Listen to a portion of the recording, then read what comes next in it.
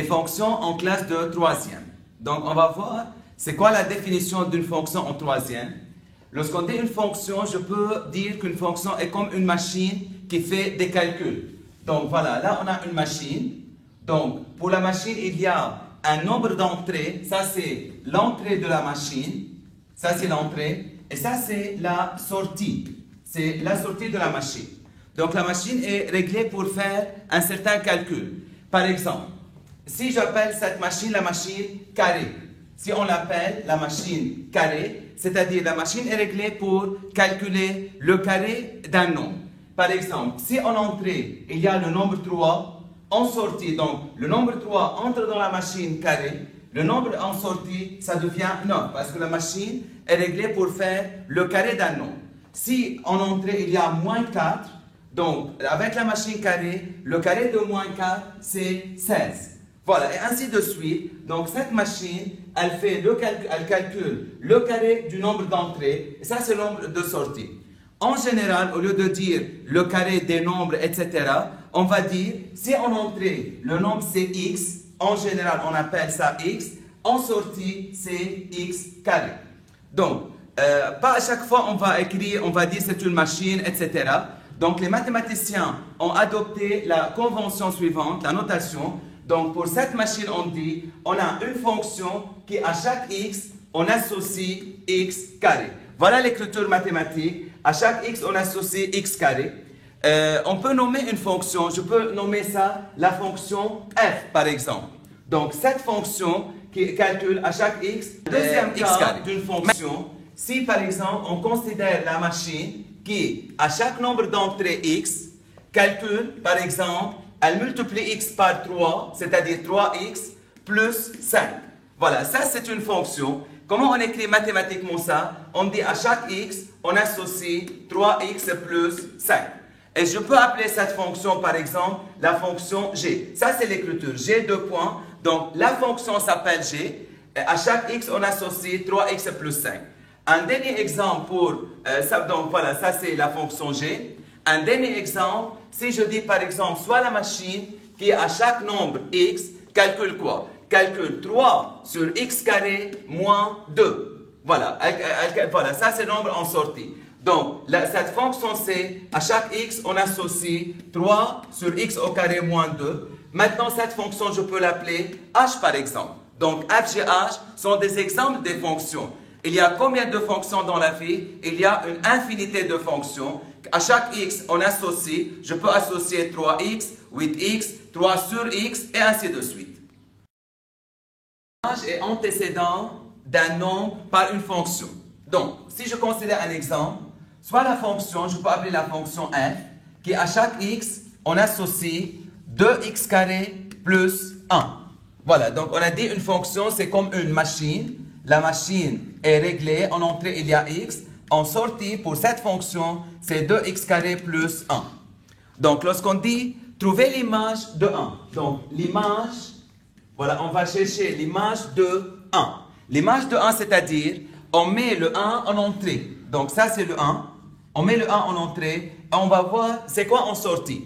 Si à la place de x on met 1, on aura quoi? On aura 2 fois 1 au carré plus 1, c'est-à-dire 3. Donc l'image de 1 est 3. Comment on écrit? Puisque cette fonction, je l'ai appelée f, donc on écrit l'image de 1 comme notation mathématique, on écrit f de 1. On écrit comme ça, mais on lit f de 1. Donc on dit f de 1 égale à 3. Donc soit on dit l'image de 1, bien sûr, par f, l'image de 1 par la fonction f, on peut écrire tout simplement f de 1.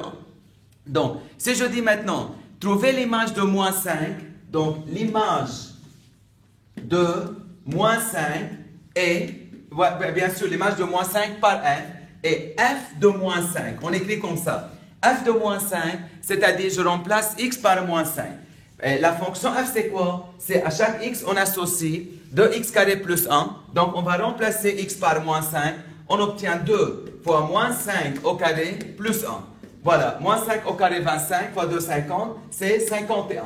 Ça veut dire que f de moins 5 égale 51. L'image de moins 5 par la fonction f, c'est 51.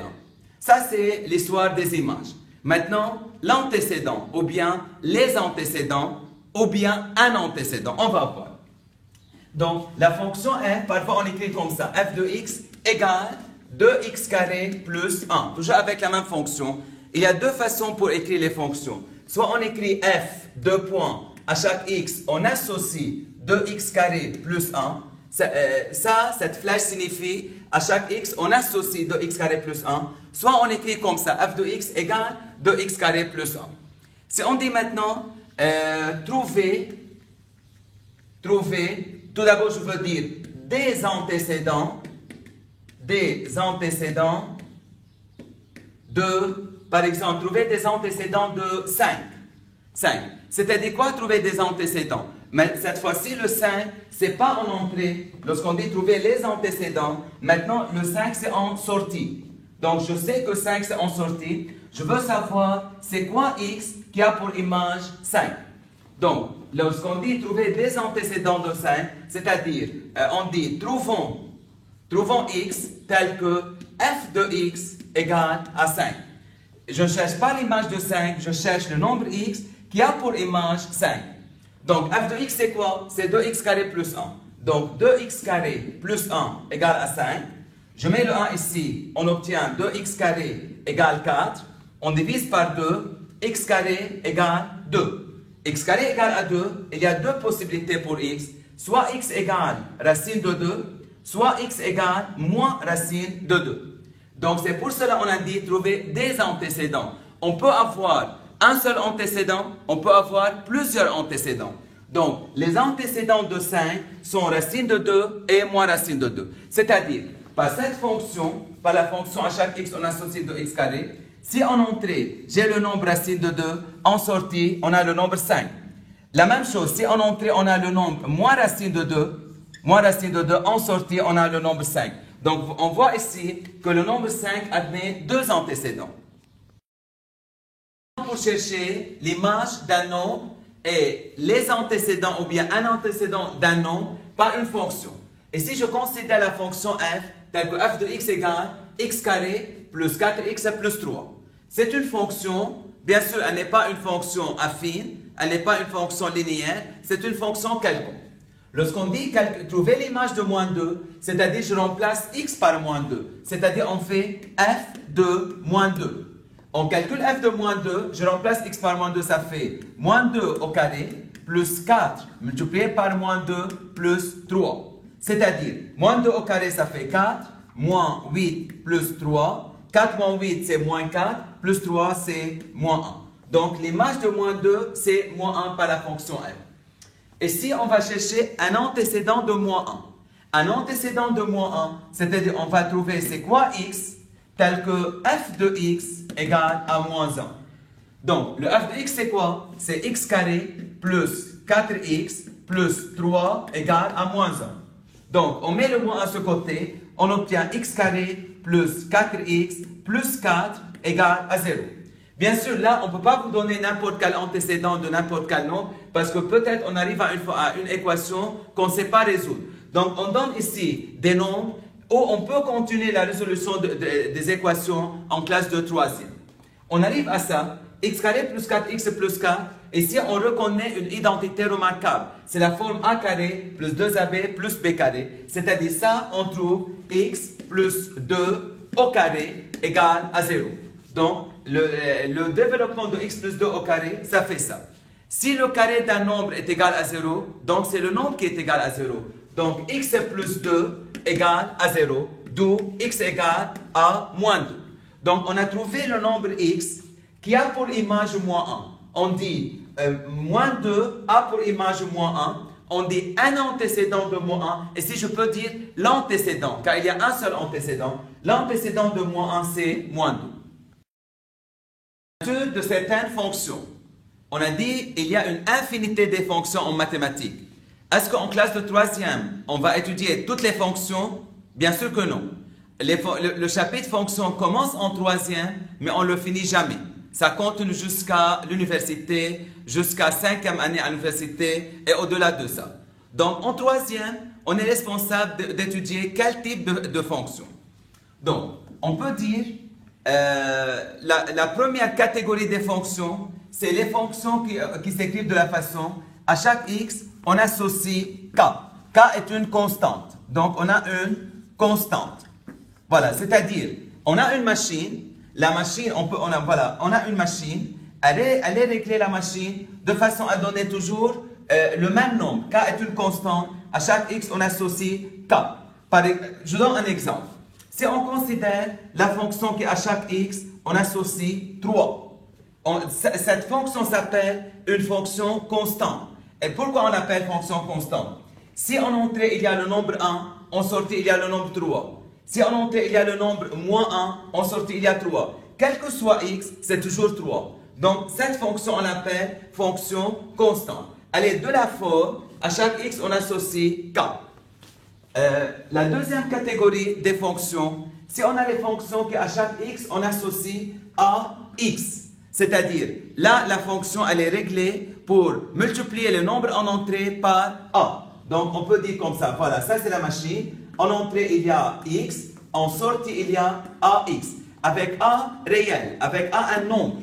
Avec a un nombre. Comme exemple, si on considère à chaque x, on associe 3x. Ça, c'est une fonction linéaire. Donc, la première nature, ça c'est les fonctions constantes. Donc, on écrit fonction constante. Voilà, ça c'est la première catégorie. La deuxième catégorie, c'est ce qu'on appelle fonction linéaire. Voilà, les fonctions linéaires, c'est-à-dire à chaque x, on associe ax. Ça, c'est une fonction linéaire. À chaque x, on associe par exemple x sur 5. Ça aussi, c'est une fonction linéaire parce que je peux l'écrire 1/5 x. Et si dans ce cas, le a c'est 3. Dans ce cas, le a c'est 1/5. Donc voilà la deuxième catégorie des fonctions à savoir en classe de troisième. La troisième catégorie, c'est ce qu'on appelle fonction affine. Voilà, fonction affine, elle est de la forme, à chaque x on associe ax plus b.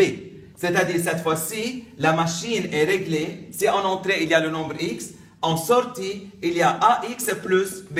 C'est-à-dire, tout d'abord la machine multiplie x par a, puis elle ajoute b. Comme exemple, à chaque x, on associe 2x moins 5. Dans ce cas, le a, c'est 2, le b, c'est moins 5. C'est une fonction affine. À chaque x, on associe 3/5 x plus 2 tiers. Ça aussi, c'est une fonction affine. Elle est toujours de la forme. À chaque x, on associe ax plus b. Et si le a, c'est 3/5, le b, c'est 2 tiers. Pour chercher la nature de certaines fonctions.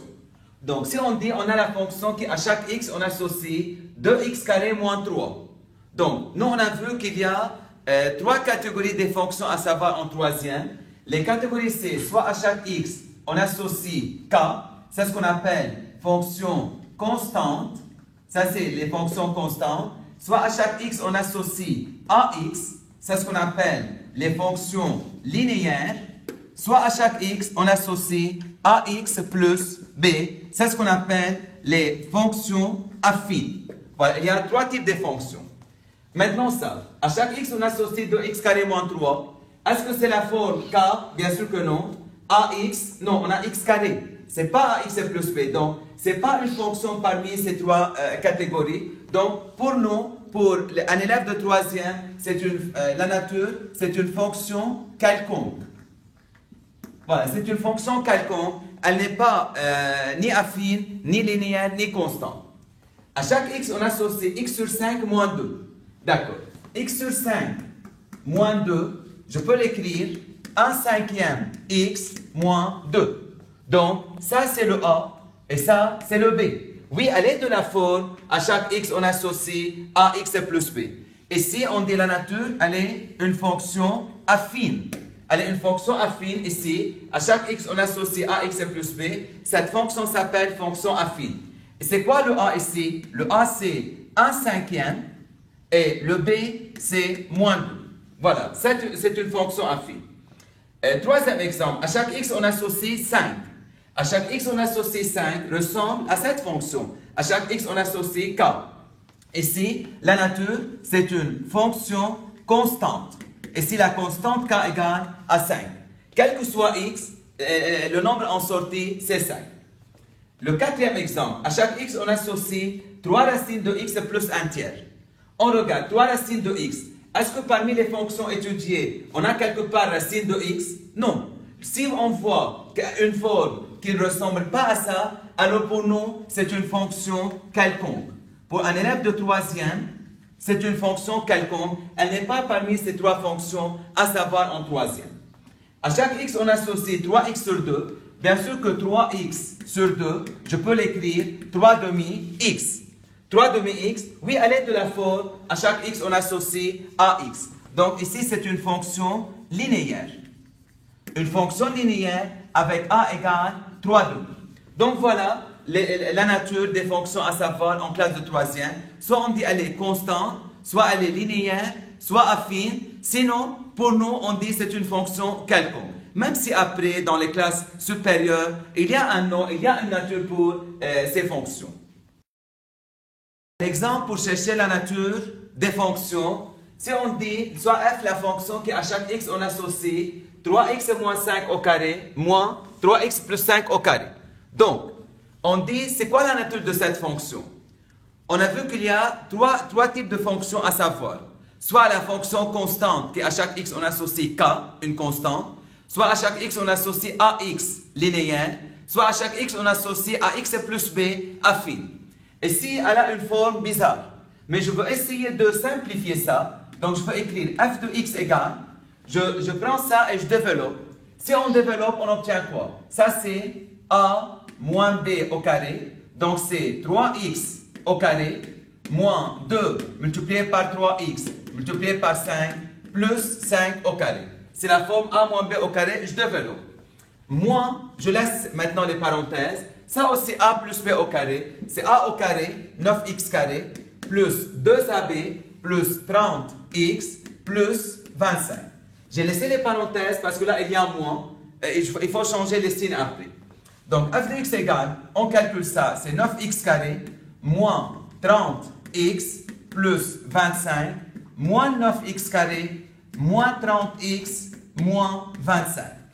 Donc, 9x carré, moins 9x carré, 25 moins 25, donc à la fin ça fait moins 60x. Donc on a simplifié cette écriture, on a trouvé moins 60x. Donc c'est quoi la forme simplifiée de f? C'est à chaque x on associe moins 60x. Elle est bien de la forme, à chaque x on associe ax. Ici le a égale moins 60, donc f c'est une fonction linéaire. Voilà, ça c'est une fonction linéaire. C'est vrai qu'au début, ça ne se voit pas sous la forme linéaire, mais si on simplifie, on arrive à une forme linéaire.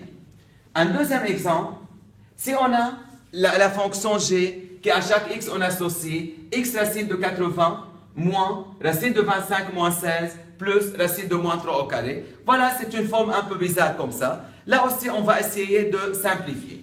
Donc on écrit g de x égale racine de 80. 80 c'est 16 fois 5, racine de 16 c'est 4. Donc ça je peux écrire 4x racine de 5. Tout simplement je simplifie racine de 80. Ici 25 moins 16 c'est 9, racine de 9 c'est 3, c'est-à-dire moins 3.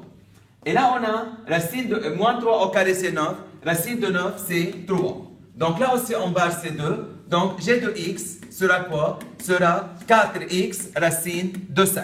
C'est-à-dire, à l'aide de la forme, à chaque x, on associe. Ça, juste pour l'écriture, je peux dire 4 racines de 5 multiplié par x.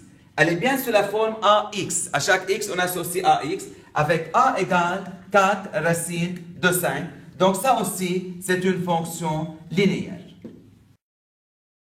Et représentation graphique des fonctions. Donc, en classe de troisième, nous sommes responsables de savoir représenter graphiquement, dans un repère, les 3 catégories des fonctions constantes, linéaires et affines. Pour les fonctions constantes, c'est-à-dire quoi? Si je prends un premier exemple, soit f, la fonction qui à chaque x, on associe 3. On dit une fonction constante, quel que soit le nombre d'entrées, le nombre de sorties, c'est la même chose. Ici, c'est 3. Donc, si je fais un tableau de valeurs, donc là, je mets x, là, je mets f de x. Si je prends x égale à 0, c'est 3. Si je prends moins 2, c'est 3. Si je prends 5, c'est 3. Si je prends 8, c'est 3. Quel que soit x, c'est toujours 3. C'est ça une fonction constante. Donc, graphiquement, pour représenter cette fonction, voilà, on fait comme ça. Pour dire ça, c'est l'unité sur l'axe des abscisses. Ça, c'est l'unité sur l'axe des ordonnées.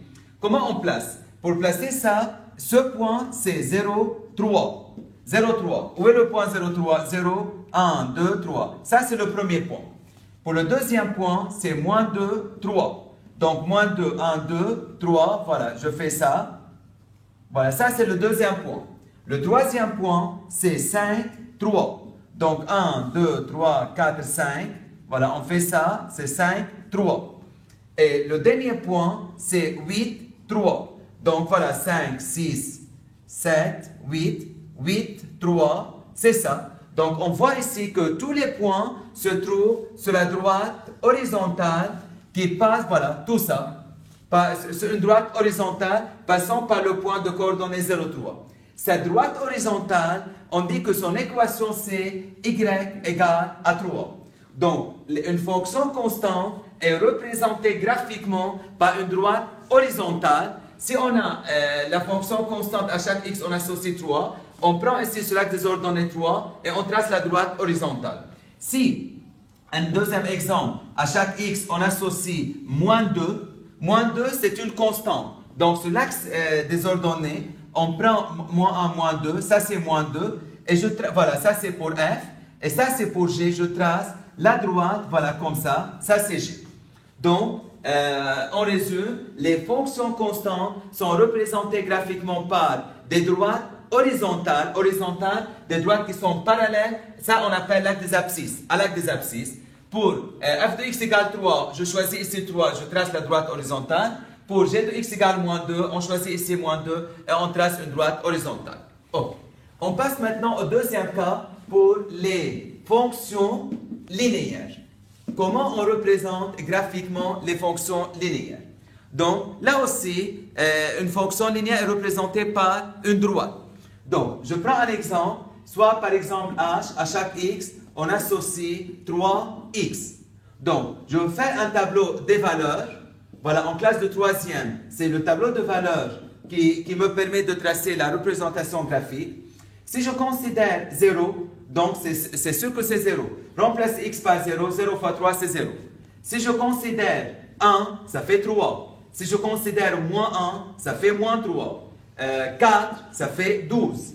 Donc, je choisis des valeurs de chez moins de x. Pour ces valeurs, on trouve les images. Maintenant, lorsqu'on veut tracer une droite, j'ai besoin de 2 points. Donc, puisque une fonction linéaire, si je remplace x par 0, ça va faire 0. Donc, toujours, la représentation graphique d'une fonction linéaire passe par l'origine. Donc, voilà, on fait ça. Donc, ça passe toujours par l'origine. Ça, c'est l'origine, 0, 0. On a pris 1, 3. Voilà, on fait ça. 1, 3. Voilà, ça, c'est le deuxième point. Moins 1, moins 3. Ça, c'est moins 1, moins 3. Voilà, on a ça. Ça, c'est le troisième point. Donc, pour une fonction linéaire, ça passe par l'origine et ça passe par un autre point. Pour chercher c'est quoi ce point, prenez n'importe quelle valeur et là, vous tracez dans ce cas la droite. Voilà, ça, c'est une droite qui passe par l'origine. Un deuxième exemple, toujours avec la fonction linéaire, si on appelle L, la fonction qui à chaque x, on associe moins 2x. C'est une fonction linéaire. Donc, je fais un tableau. Et si pour cette fonction, ça va passer par l'origine. Parce que remplacer x par 0, ça fait 0. Donc, ce n'est pas la peine de faire un tableau. Il suffit de chercher un deuxième point. Si je dis L de 3, par exemple. L de 3, ça fait combien? Ça fait moins 6. Donc, ça va passer par l'origine. Voilà, ça passe par l'origine. Voilà, c'est ça. Et par le point 3 moins 6. 1, 2, 3. 1, 2, 3, 4, 5, 6. Voilà, c'est moins 6, on fait ça. Voilà. Comme ça, on a cherché un deuxième point. Donc, la représentation graphique, c'est la droite qui passe par l'origine et par ce point. Voilà comment on représente graphiquement les fonctions affines. Comment représenter graphiquement les fonctions affines? Là aussi, on admet en classe de troisième qu'une fonction affine est représentée par une droite. Donc, on va voir. Si on prend un exemple, soit k, la fonction qui à chaque x, on associe 2x moins 1. Voilà, ça c'est une fonction affine, c'est la forme ax plus b. A c'est 2 et b c'est moins 1. Pour représenter graphiquement une fonction affine, c'est une droite, j'ai besoin de 2 points. Donc, j'ai besoin de 2 points, mais là je peux vous dire, il est souhaitable de choisir 3 valeurs. Il est souhaitable de choisir 3 points pour vérifier l'alignement de 3 points au cas où on fait une erreur avec 2 points. Donc, je préfère prendre toujours 3 points, x, k de x. Je prends toujours le 0, ça fait moins 1. Remplacer x par 0, c'est moins 1. Donc, le premier point, c'est 0, moins 1.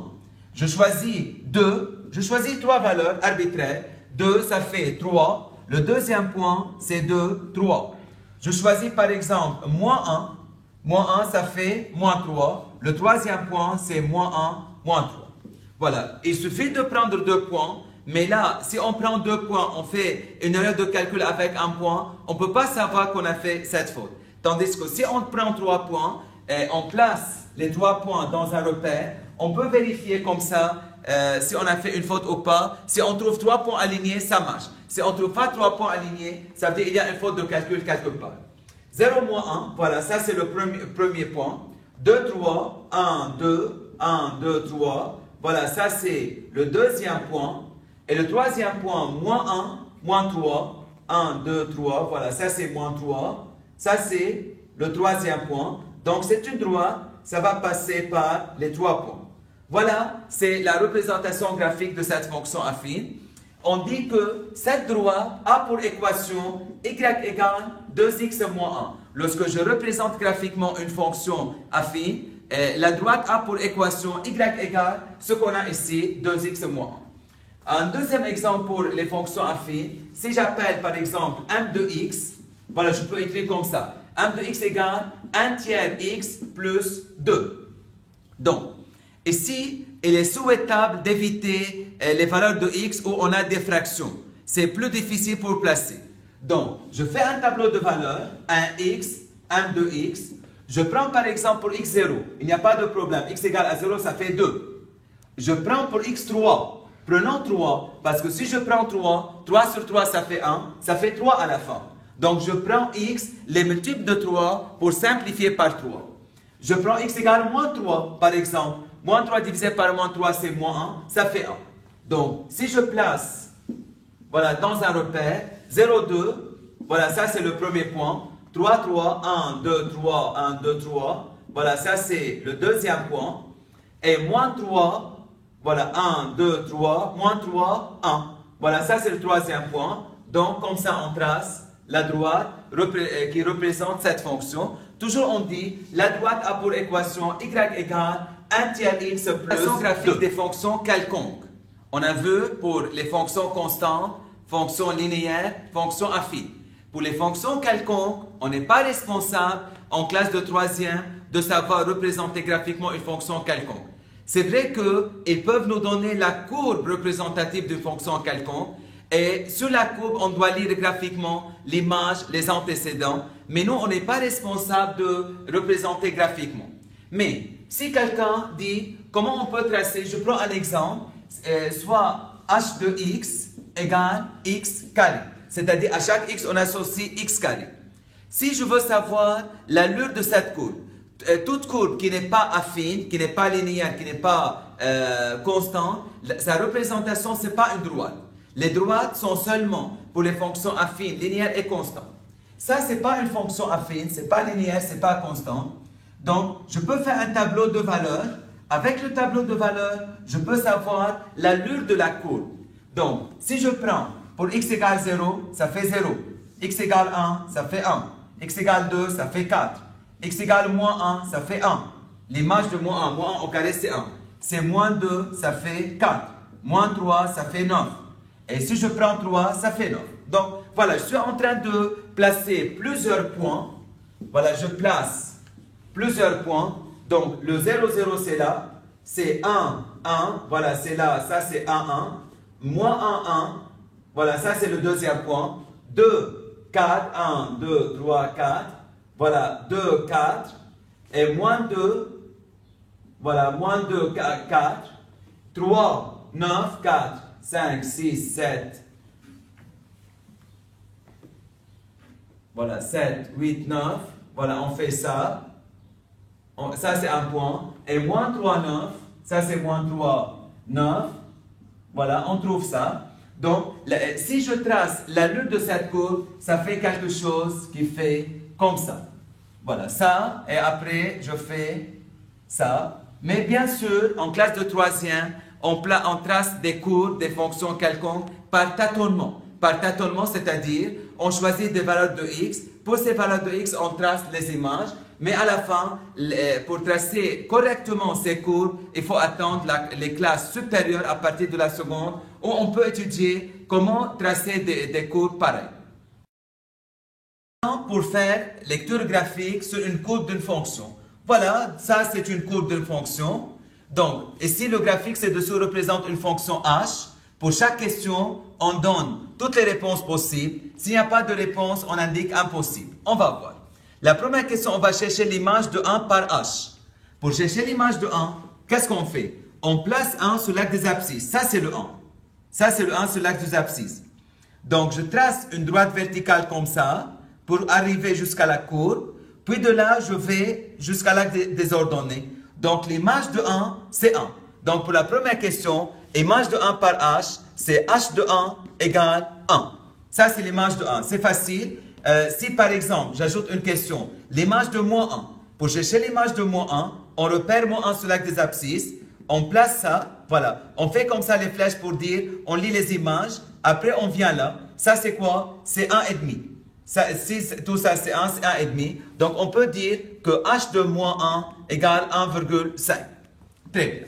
Maintenant, pour la deuxième question, lire les antécédents de 1 par h. Lorsqu'on met ici S, parce qu'on ne sait pas s'il y a plusieurs antécédents ou bien un seul antécédent. Dans ce cas, on fait quoi? Dans ce cas, on place maintenant le 1 sur l'axe des ordonnées. Ça, c'est le 1 sur l'axe des ordonnées.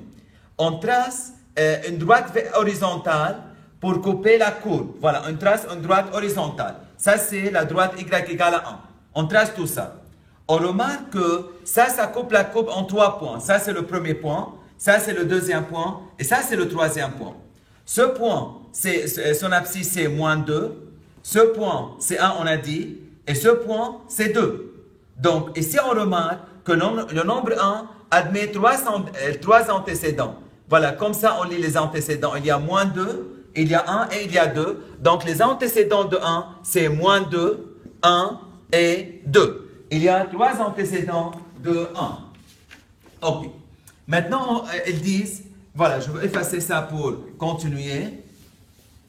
Maintenant, les nombres x, tels que h de x égale moins 0,5. h de x égale moins 0,5, c'est comme si on cherche les antécédents de moins 0,5. Donc, moins 0,5, je place ici, toujours pour lire les antécédents, on commence à mettre ce nombre sur l'axe des ordonnées. Ça, c'est moins 0,5. Moins 0,5. Donc, je trace droite horizontale jusqu'à arriver à la courbe. Pour arriver à la courbe, on voit, oui, ça coupe ici. Ça coupe en un seul point. C'est quoi l'abscisse de ce point? C'est 1,5. Ça, c'est 1,5. Donc, le nombre x tel que h de x égale, ça, c'est rien ça. h de x égale moins 0,5. C'est x égale à 1,5. OK. Maintenant, ils disent, les antécédents de 3 par h. De 3. Je place le 3 sur l'axe des ordonnées. 1, 2, 3. C'est là le 3. C'est là. Et si je trace la droite horizontale pour couper la courbe, on voit qu'il n'y a pas d'intersection entre cette droite et la courbe. Ça, c'est y égale à 3. Il n'y a pas d'antécédent. Donc, dans ce cas, on dit impossible. C'est-à-dire, il n'y a pas d'antécédent de 3. Ça veut dire que le nombre 3 n'a pas d'antécédent par la fonction h. Donc, image et antécédent par une fonction par une lecture graphique. Donc, disons que ça, c'est la courbe d'une fonction. On ne connaît pas c'est quoi la fonction. Et on peut chercher maintenant, je choisis avec des exemples. Si on dit, quelle est l'image de 30, par exemple. Lorsqu'on dit l'image de 30, je place le 30 sur l'axe des abscisses. Je monte ici sur la courbe, pour arriver à la courbe. Là, voilà, comme ça. Et de là, on lit de cette façon. On fait comme ça. Donc, ça fait combien? Ça fait 100, 200, 300, 350. Donc là, on trouve 350. Donc, on dit que l'image de 30 est 350. Disons que je veux chercher l'image de 50, par exemple. Je mets ici 50, je monte jusqu'à arriver à la courbe, et puis je viens comme ça. Donc, pour lire les images, on met le nombre sur l'axe des abscisses, et on vient à l'axe des ordonnées, on trouve 950. Voilà. Disons que je veux chercher maintenant un antécédent de 1150. Disons ça, 1150. Lorsqu'on dit on veut chercher un antécédent, on place le nombre sur l'axe des ordonnées. Maintenant, on fait marche arrière. Donc, on vient comme ça, voilà, jusqu'à arriver à la courbe. Puis, on descend. Voilà, comme ça. On va trouver 55. Voilà, on trouve 55. Donc, pour dire un antécédent de 1150, voilà, on fait cette marche, on trouve 55. Comment trouver A pour une fonction linéaire? Si on a une fonction linéaire f qui à chaque x on associe ax, par exemple, parfois on dit trouver A tel qu'il faut avoir une condition. Je donne comme exemple, on va dire trouver A, c'est quoi A? Tel que f de 5 égale 7. Donc, tel que l'image de 5, c'est 7. Comment on fait ici? On dit f de 5 égale à 7, ça veut dire que je remplace x par 5. Si je remplace x par 5, j'aurai 5a égale à 7. 5a égale à 7, donc a égale à 7 cinquièmes. Voilà comment on a trouvé a. Donc finalement, la fonction devient, à chaque x, on associe 7 cinquièmes exemple, x. Si on a la fonction linéaire g, à chaque x, on associe ax. Voilà, et là on dit trouver a tel que g de moins 1 égale à 5. Donc, g de moins 1 égale à 5. Je remplace x par moins 1. J'aurai moins a égale à 5. Donc, a égale à moins 5. Donc, de cette façon, on trouve g. À chaque x, on associe moins 5x. Donc, le a là, n'oubliez pas, c'est une variable muette. C'est une lettre. Je peux remplacer a par n'importe quelle autre lettre. Donc, si j'appelle h, la fonction qui à chaque x, on associe kx. Il n'y a pas de problème. Ce n'est pas toujours a. Je peux appeler kx. Donc là, on dit trouver k tel que h de 5 égale 3. h de 5 égale à 3. Je remplace x par 5, j'aurai 5k égale à 3. Donc k égale 3 cinquièmes. De cette façon, h sera à chaque x, on associe 3 cinquièmes x. Comment trouver a et b d'une fonction affine? On sait qu'une fonction affine est de la forme ax plus b.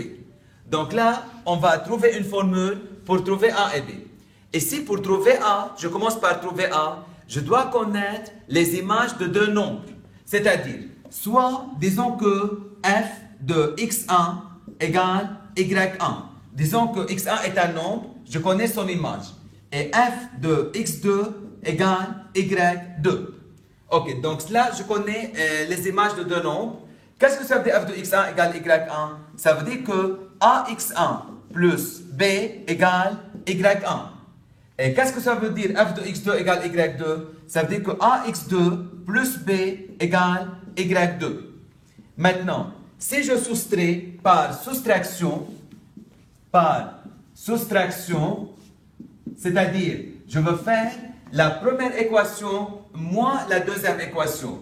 J'aurai ici ax1 moins ax2, et là on fait b moins b, c'est 0, égale y1 moins y2. Donc, si je fais ça moins ça, j'obtiens ax1 moins ax2 égale y1 moins y2. Ça veut dire, si je mets a en facteur, x1 moins x2 égale y1 moins y2. Donc, finalement, le a égale y1 moins y2 sur x1 moins x2. C'est quoi y1? Y1, c'est f de x1. Donc, c'est égal à f de x1 moins f de x2 sur x1 moins x2. Donc, pour trouver a, je dois connaître les images de deux nombres. Et dans ce cas, je dis f de x1 moins f de x2 sur x1 moins x2. Une fois qu'on trouve a, on trouve le b dans l'exemple. On va voir comment. Exemple, si on a f de x égale ax plus b, disons que je connais f de 1 égale 3 et f de 2 égale à moins 5. Voilà deux nombres. Donc, pour trouver A, c'est quoi la formule d'après ça? C'est f de x1 moins f de x2 sur x1 moins x2. Ici, c'est f de 1 moins f de 2, f de 1 moins f de 2 sur 1 moins 2. Voilà, j'applique cette formule. Donc, j'obtiens f de 1, c'est 3, moins f de 2, c'est moins 5, c'est-à-dire 3 moins 5 sur moins 1. 3 moins 5, ça fait 3 plus 5, 8, ça fait moins 8.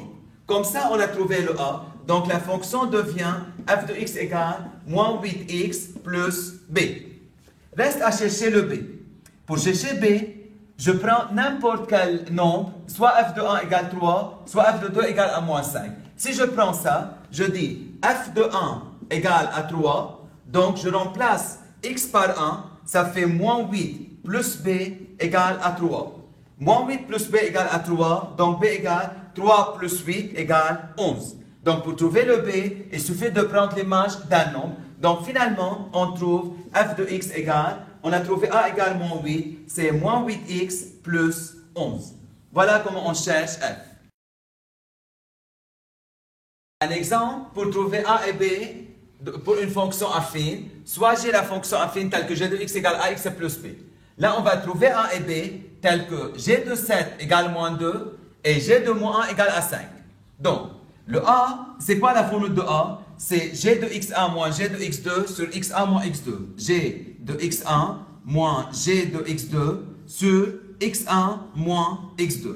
Et si je peux considérer le x1 comme étant 7, donc c'est g de 7 moins le x2, je considère comme étant moins 1, g de moins 1 sur x1 qui est 7 moins 1. C'est-à-dire, g de 7, c'est moins 2. C'est moins 2 moins 5 sur 7 plus 1, ça fait 8. Donc, c'est moins 7 huitièmes. Ça, c'est le A. Donc, on trouve comme ça, g de x égale moins 7 huitièmes x plus b. Voilà. Maintenant, reste à chercher le b. Pour chercher le b, je considère soit g de 7 égale moins 2, soit g de moins 1 égale à 5. Il paraît que ça, c'est plus facile. Je considère ça le nombre le plus petit. Donc, g de moins 1 égale à 5. Je remplace x par moins 1. J'obtiens quoi? Moins 7 huitièmes multiplié par moins 1 plus b égale à 5. Donc, ça fait ça, 7 huitièmes. Donc, 7 huitièmes plus b égale à 5. Donc, b égale à 5 moins 7 huitièmes. 5 moins 7 huitièmes, ça fait 40. Ça fait 33 huitièmes. Voilà. Donc, à la fin, on trouve g de x égale moins 7 huitièmes x plus 33 huitièmes. Donc, on a trouvé comme ça g de x. Si, par exemple, on dit maintenant calculer, par exemple, on peut ajouter une question. Calculer maintenant g de 10, par exemple. Calculer g de 10, on dit quoi? G de 10 égale à moins 7 huitièmes multiplié par 10 plus 33 huitièmes. Donc, ça fait moins 70 sur 8 plus 33 sur 8. Ça fait moins 37 sur 8. Donc, une fois qu'on trouve la fonction, on peut trouver les images, les antécédents, etc. Un exemple pour représenter graphiquement une fonction linéaire, une fonction affine, et puis trouver les coordonnées de leur point d'intersection. Donc, on donne la fonction f qui à chaque x on associe un tiers x. Bien sûr, la fonction f est une fonction linéaire. Elle est de la forme à chaque x on associe ax. La fonction g à chaque x on associe 3 septièmes x plus 1. C'est une fonction affine. C'est une fonction affine. Elle est de la forme ax plus b. Représentée graphiquement, donc, pour f, qui est une fonction linéaire, sa représentation graphique est une droite qui passe par l'origine. J'ai besoin d'un point supplémentaire. Donc, puisqu'on travaille avec des fractions, il est souhaitable de prendre des valeurs qui soient multiples des dénominateurs. Donc, si je calcule ici, f de 3, ça fait 1. 1 tiers fois 3, c'est 1. Donc, la droite de f passe par l'origine et par le point 3, 1. Pour g qui est une fonction affine, je peux faire un petit tableau pour prendre deux valeurs de x. Pour x égale à 0, ça fait 1. Pour x égale à 7, j'ai pris 7, c'est un multiple de 7, ça fait 4. Voilà, donc on peut représenter maintenant graphiquement. Donc, ça passe par l'origine, on a dit f, la droite de f, et par 3, 1. 1, 2, 3, 1, voilà, c'est ça. Donc, ça passe par ce point et par ce point. Ça, c'est la droite de F. Ça, c'est DF.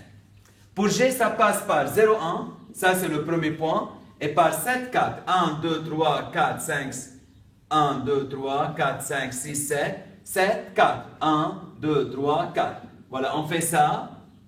Et on fait ça. Ce point. Donc, ça passe par ce point et par ce point. Voilà, on trouve la droite de G. Ça, c'est DG. Donc, on va voir maintenant pour l'intersection. Ici, bien sûr, au tableau, il n'y a pas de précision. On va voir maintenant l'intersection, c'est quoi? Pour la deuxième question, soit est le point d'intersection de DF et DG. Trouvez les coordonnées de I. Pour trouver les coordonnées du point d'intersection des deux droites, on résout, on dit comme ça, on résout quoi? 1 tiers x égale 3 septièmes x plus 1. Je mets les x au premier membre, ça fait 1 tiers x moins 3 septièmes x égale 1. Même dénominateur qui est 21, ça fait, ici c'est fois 7, 7, ici c'est fois 3, 9. 7 moins 9 c'est moins 2, 21, x égale 1. Ça veut dire que x égale moins 21 sur 2. Voilà, ça c'est x. On a trouvé x égale moins 21 sur 2. Pour cette valeur de x, je calcule y. Soit je remplace dans f, soit je remplace dans g. C'est plus facile de remplacer dans f. F de moins 21 sur 2, c'est égal à quoi? Ça fait 1 tiers multiplié par moins 21 sur 2. On simplifie par 3, c'est moins 7 sur 2. Donc, on a trouvé x, puis on a trouvé l'image de x, l'image de ça, c'est moins 7 demi. Donc, à la fin, les coordonnées de i, c'est quoi? C'est moins 21 sur 2 et moins 7 sur 2. Comme ça, on cherche l'intersection de deux droites. On commence par résoudre f de x égale g de x, on trouve x. Puis, on remplace x, soit dans f, soit dans g, pour trouver l'ordonnée.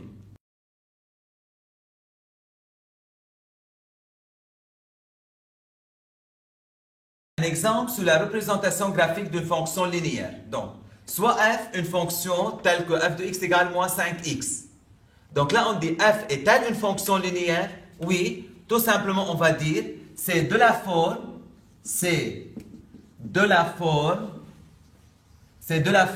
à chaque x, on associe un x, avec a égale moins 5. Il suffit de dire ça. C'est de la forme, à chaque x, on associe un x avec a égale moins 5. Donc, f est une fonction linéaire. La deuxième question, calculer f de 2. Donc, ici, f de 2, il suffit de remplacer x par 2. C'est moins 5 fois 2, ça fait moins 10. Voilà, moins 5 fois 2, c'est moins 10. f de 3 cinquièmes, je remplace x par 3 cinquièmes, c'est moins 5 fois 3 cinquièmes, ça fait moins 3. Donc, f de 3 cinquièmes, c'est moins 3. D'accord. Question 3. Quel est l'antécédent par la fonction f de moins 5 huitièmes? Donc, ici, pour la question 3, on va chercher x. C'est quoi x? Tel que f de x égale moins 5 huitièmes. Le f de x pour la fonction, c'est moins 5x. Donc, moins 5x égale moins 5 huitièmes. Donc, x égale moins 5 huitièmes. Là, je divise par moins 5, divisé par moins 5. Divisé par moins 5, c'est-à-dire moins 5 huitièmes, multiplié par moins 1 cinquième. Lorsqu'on divise par un nombre, on multiplie par l'inverse. Donc, à la fin, ça fait 1 huitième. Donc, si on dit là, quel est l'antécédent? On a trouvé 1 huitième. OK. Maintenant, représenter la fonction f dans un repère orthonormé. Prendre 1 cm comme unité de longueur. Donc, on sait que la représentation graphique d'une fonction linéaire, c'est une droite qui passe par l'origine. Qui passe par l'origine, on a déjà cherché f de 2 égale moins 10. On a beaucoup d'images. Donc là, je fais tout simplement, voilà, ça c'est 1. Ça passe par l'origine, ça c'est premièrement. Et f de 2 égale à moins 10. Si je prends une autre valeur que f de 2 égale moins 10, si je prends par exemple f de 1 c'est moins 5. Donc f de 1 c'est moins 5. 1, 2, 3, 4, 5. Donc je fais ça. Voilà, f de 1 c'est moins 5. Donc je trace une droite qui passe par ces deux points. Voilà, ça c'est la représentation graphique de f. Donc il suffit de dire qu'elle passe par l'origine et par un point qu'on cherche comme ça, de façon aléatoire. Maintenant, est-ce que le point M, moins 2 tiers, 7 demi, appartient à la représentation graphique de f? Comment je peux savoir si un point appartient à la représentation graphique? Si j'essaie de placer, le problème, c'est que je travaille avec des fractions.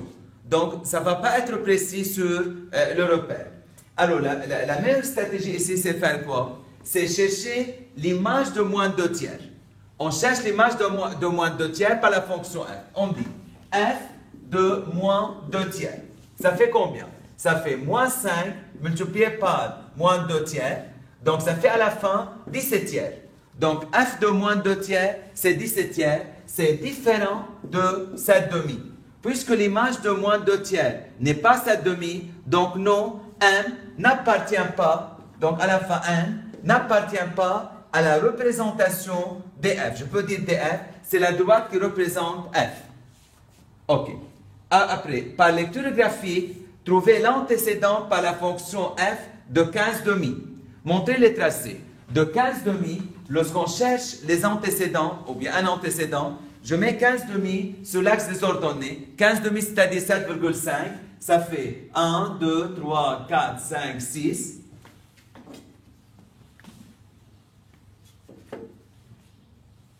6, 7, voilà, 8. Donc, c'est ça. Ça, c'est 15 demi. Donc, je prolonge la droite. Donc, je fais comme ça. Je place là. Je fais comme ça. J'arrive à la droite et je descends. Et là, je lis dans ce cas, ça a placé 15 demi. Voilà, on fait comme ça. On lit là. Donc, on trouve à peu près moins 3. On trouve moins 3 demi. En tout cas, on peut vérifier que c'est moins 3 demi. Si je calcule f de moins 3 demi, ça fait combien? Ça fait moins 5 multiplié par moins 3 demi. Donc, c'est bien 15 demi. Donc, l'antécédent, l'essentiel pour lire graphiquement l'antécédent, on met sur l'axe des ordonnées le nombre et on essaie de lire son abscisse.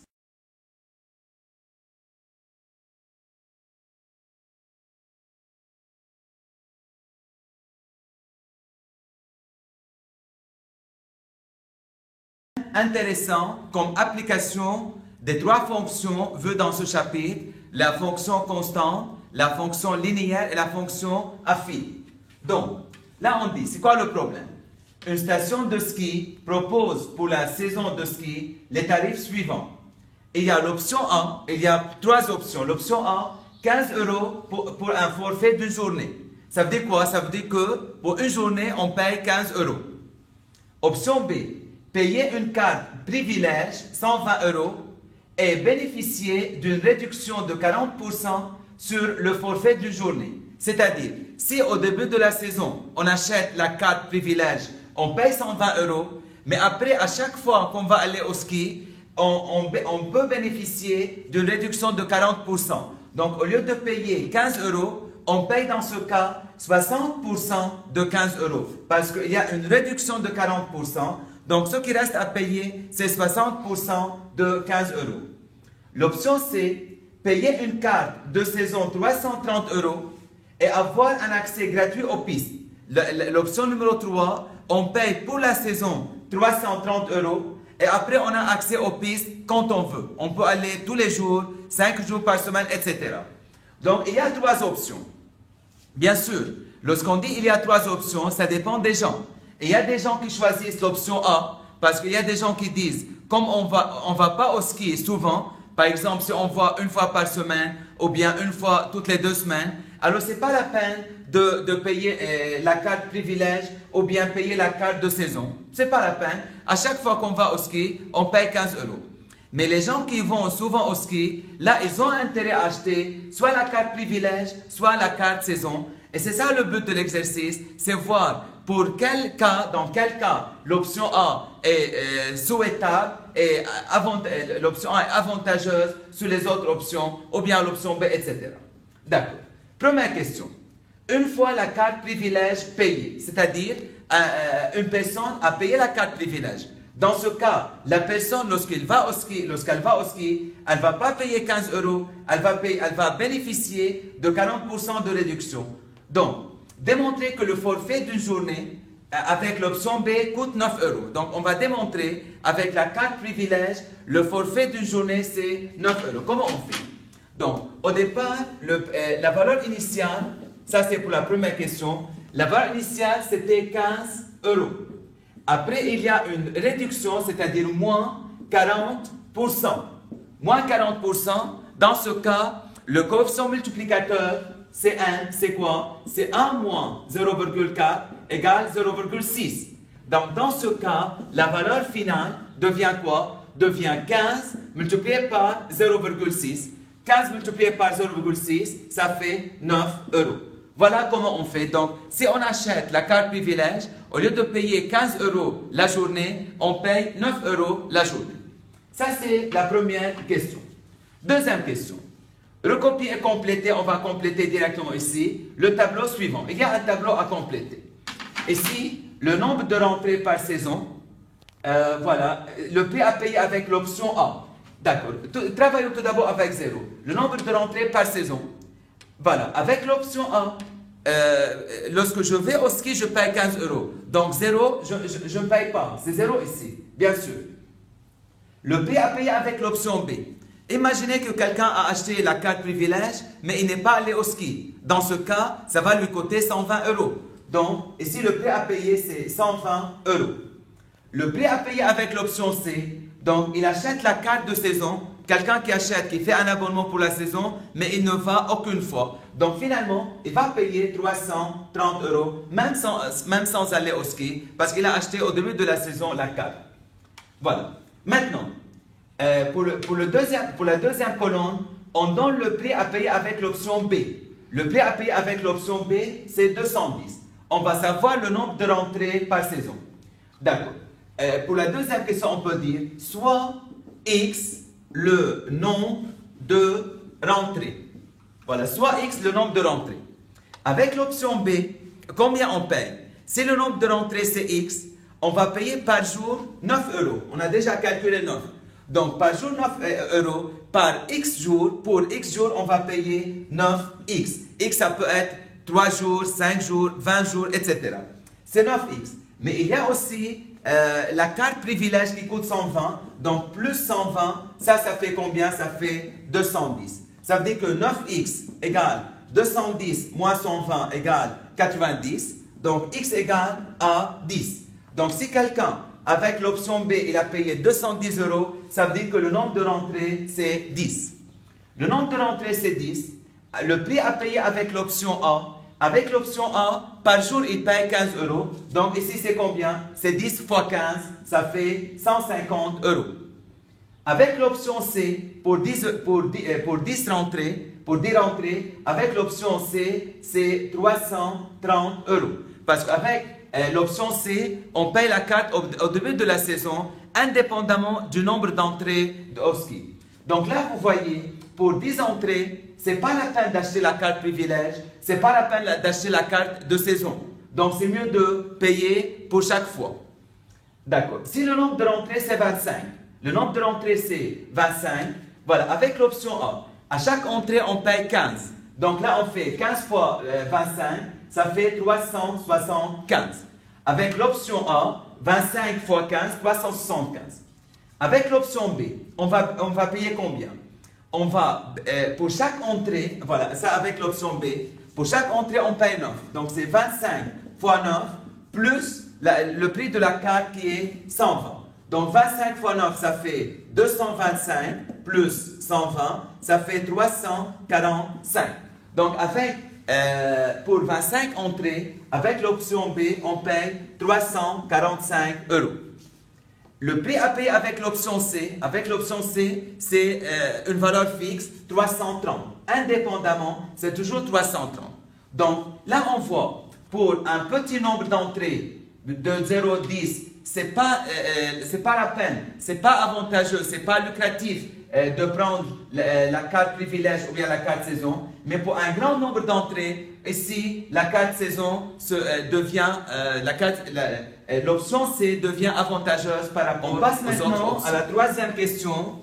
Dans cette question, on dit, on note X, le nombre de journées d'un skieur dans la saison.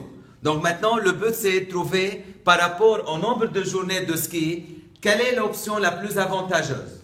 Donc, déterminer la fonction qui modélise le prix à payer avec l'option A. Donc, on revient à l'option A. Donc, ici, X, c'est le nombre d'entrées. Voilà, X, le nombre d'entrées. X le nombre d'entrées avec l'option A. Donc, avec l'option A, pour chaque entrée, on paye 15. Pour X entrées, on paye 15X. Ça. Donc, la fonction f qui modélise l'option A, c'est à chaque X, on associe 15X. Ça, c'est pour l'option A. Pour l'option B, il faut payer la carte privilège de 120 €, puis payer par journée 9 €. Donc, par l'option B, c'est on paye le 120 plus 9 par journée, c'est-à-dire 9X. Donc, la fonction G qui modélise l'option B, c'est la fonction qui, à chaque X, on associe 120 plus 9X. Pour l'option C, avec l'option C, ok, avec l'option C, quel que soit le nombre d'entrées, on achète la carte de saison 330 €. Donc, c'est 330 €, c'est fixe.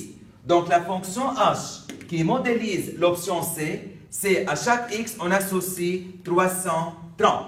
Voilà les trois fonctions qui modélisent les options A, B et C. Très bien. Maintenant, on dit, dans chaque question, ils disent, quelle est la nature de la fonction trouvée? Donc, ici, avec l'option A, on a trouvé à chaque X, on associe 15X. À chaque X, on associe AX. Ici, le A, c'est 15. Donc, là, c'est une fonction linéaire. Pour la fonction f, c'est une fonction linéaire. Pour la fonction g, elle est linéaire. Pourquoi? Elle est de la forme, à chaque x, on associe ax avec a égale à 15. Avec l'option b, je peux dire, elle est de la forme, à chaque x, on associe ax plus b. Dans ce cas, le a, c'est 9, le b, c'est 120. Donc, la fonction g, c'est une fonction affine. Voilà, et on passe à l'option C. À chaque x, on associe 330. C'est un nombre constant, c'est un nombre qui ne dépend pas de x. Donc, elle est de la forme, à chaque x, on associe k. Dans ce cas H, c'est une fonction constante. Voilà, ici, on retrouve les trois catégories des fonctions demandées en classe de 3. À la quatrième question, là, on dit résoudre l'équation 9x plus 120 égale 15x. Voilà, 9x plus 120 égale 15x. Des deux côtés, je peux faire moins 9x. On obtient 120 égale 15x moins 9x, 6x. Des deux côtés, on divise par 6. On obtient 20 égale, voilà, x égale à 20. Donc, résoudre, on trouve x égale à 20. Après, on dit, que représente la solution de cette équation? Donc, on va donner une interprétation, une explication de cette solution. Donc, n'oubliez pas qu'on a trouvé à la question 3 que pour l'option A, la fonction, c'est à chaque x, on associe 15x. Pour l'option B, à chaque x, on associe 9x plus 120. Donc, l'équation qu'on a résolue, c'est quoi? 9x plus 120, c'est-à-dire ça, c'est g de x, et égale 15x. 15x, c'est f de x. Donc, si on va donner une explication à ça, donc 20, c'est la solution de f de x égale g de x. Donc, f de x, c'est le prix à payer avec l'option A. G de x, c'est le prix à payer avec l'option B. Donc, où il y a égalité, c'est le même prix à payer avec les deux options. Donc, pour expliquer ça, on dit 20, c'est le nombre d'entrées où on paye la même chose avec l'option A et l'option B. Donc, on peut dire, pour 20 entrées, le prix à payer avec l'option A est égal au prix à payer avec l'option B. Voilà, on a résolu l'équation, on a donné une interprétation de cette solution. Maintenant, question numéro 5. Représenter graphiquement les trois fonctions dans un repère orthogonal. Donc, les trois fonctions f, g et h, on va les représenter graphiquement dans un repère orthogonal. Là, ils disent, sur l'axe des abscisses, prendre 1 cm pour une journée. Donc, voilà, on a pris là, sur l'axe des abscisses, on met le nombre de journées. Donc, 1 cm, c'est une journée. 1, 2, 3, etc. Voilà. Sur l'axe des ordonnées, ils disent 1 cm pour 15 €. Parce que ici, les fonctions, il s'agit des prix à payer, des tarifs à payer en fonction du nombre de journées. Donc, sur l'axe des ordonnées, on met l'euro et ils ont dit de prendre chaque centimètre 15 euros. C'est-à-dire, ça c'est 15, 30, 45, 60 et ainsi de suite. Comment maintenant, si on a une fonction linéaire, comment je représente graphiquement une fonction linéaire? Je sais que la représentation graphique d'une fonction linéaire passe par l'origine. Donc, si je prends 0, ça va donner 0. Remplace x par 0, ça fait 0. Donc, 0, 0, c'est un point de la droite. Et si je prends au hasard un nombre 10 par exemple, si je remplace x par 10, j'obtiens 15 fois 10, 150. Donc, la droite qui représente la fonction f va passer par le point 10, 150. Voilà, ça c'est le deuxième point. Donc, on a tracé la droite. Ça, c'est la droite de f. C'est la représentation graphique de la fonction linéaire. Pour l'option B, pour la fonction g, g est une fonction affine. J'ai besoin de 2 points pour tracer sa représentation graphique qui est une droite. Donc, je fais un tableau. Je dis pour x égale 0, j'obtiens 120. Donc, le premier point, c'est 0, 120. Pour x égale à 10, je prends de chez moi comme ça un nombre. X égale à 10, ça fait 210. Donc, x égale à 10, ça fait 210. Donc, voilà, on a ce point, on a ce point. On trace la droite. Ça, c'est la droite de G. La droite de G, c'est la représentation graphique de la fonction affine. Et finalement, la fonction constante, à chaque x, on associe 330. On sait qu'une fonction constante est représentée par une droite horizontale. Horizontale qui passe par la valeur 330. Donc, voilà 330 et on trace ça. Voilà la représentation, ça c'est H. Voilà la représentation graphique, les représentations graphiques de F, G et H. Voilà.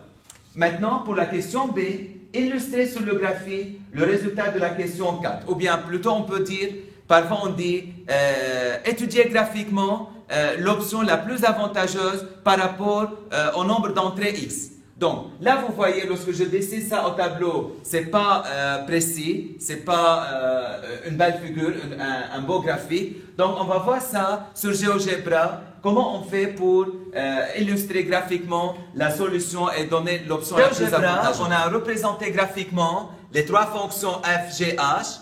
F, c'est f de x égale 15x, g de x égale 9x plus 120, h de x égale 330. Voilà, on a vu que f de x est une fonction linéaire, donc nécessairement la représentation graphique passe par l'origine. G de x, g est une fonction affine, voilà, c'est une droite qui est oblique, mais qui ne passe pas nécessairement par l'origine. Et h de x égale 330, voilà, c'est ça 330. Donc, si maintenant on revient à la question 4, illustrer graphiquement la solution, on a f de x égale g de x.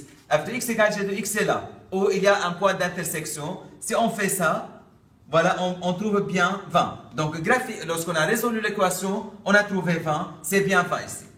Si on ajoute une question de chez nous, on va dire, étudier graphiquement, selon le nombre d'entrées x, l'option la plus avantageuse. Donc là, vous remarquez que pour x entre 0 et 20, voilà, dans cette région, c'est l'option, c'est f qui est inférieur. Donc pour 0,20, f représente l'option A. Donc ça c'est l'option A. Donc je peux dire pour le nombre d'entrées, donc pour le nombre d'entrées entre 0 et, disons ça c'est x, entre 0 et 20, voilà, pour le nombre d'entrées entre 0 et 20, donc l'option que je choisis, c'est l'option A. Voilà, graphiquement, si on choisit un nombre d'entrées entre 0 et 20, c'est l'option A la plus avantageuse. D'accord. Maintenant, si je prends cette valeur, voilà, si je prends cette valeur maintenant comme ça, entre 20, on peut dire, entre 20, ici on n'a pas la valeur exacte, mais à partir de 23. Donc on peut dire pour x entre 20, bien sûr pour 20 c'est la même chose. Pour x entre 20 et 23, voilà, parce que si on regarde ici, pour x égale 23, c'est G. Donc G, c'est-à-dire, c'est l'option B. Et à partir, si on regarde ici, à partir de 24, pour x plus grand ou égal à 24, à partir de 24 nombre de jours au ski, donc ça devient l'option C. C'est l'option C. Donc là, on voit, graphiquement, on peut donner l'option la plus avantageuse par rapport au nombre d'entrées. entre 0 et 20, c'est l'option A. Entre 20 et 23, c'est l'option B. Et puis, à partir de 24, ça devient l'option C. C, B, A. Voilà comment on peut représenter, comment on peut savoir graphiquement l'option la plus avantageuse.